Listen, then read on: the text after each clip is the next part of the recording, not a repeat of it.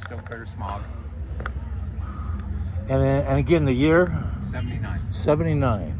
Man, I had an 85, and a lot of the stuff looks the same, except I had a diesel and Yeah. international diesel. Yeah, it really pops, man. I love that color. Just love the color. And I'm a Chevy guy by heart. I'm a Ford guy by default. I guess. By default, huh? So this would be 360? 400. 400. Okay. An AC, the old AC. Yep. And you got it to work? Did you convert it? Oh yeah.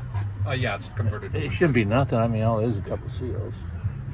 Very nice. Well, I had to put new condenser in and Yeah, sure. new hoses and Right. The right filter stuff. dryer and all that. Oh, you had to do that. So that can would have been for what? That it's just a vacuum can. I know, but for what? What do you think? Is this holding Just holding vacuum. vacuum accumulation? Yeah. There's one there, and then this tube goes to one underneath the fender that's about the size of a coffee can. What would that be for? Just more accumulation. Just more. So are all the, if I remember right, the vents and everything is vacuum operated on this, isn't it? Yeah.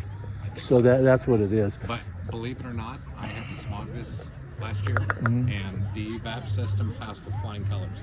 This thing clears smog so nicely, it's crazy. I mean, just one look at it, and yeah, hopefully this year they'll pass the smog bill and raise it up to what they wanted to make them 25 years, That would be nice.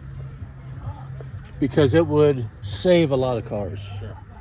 I buy and sell classics and really all cars, and I see, I don't buy them right now, but I see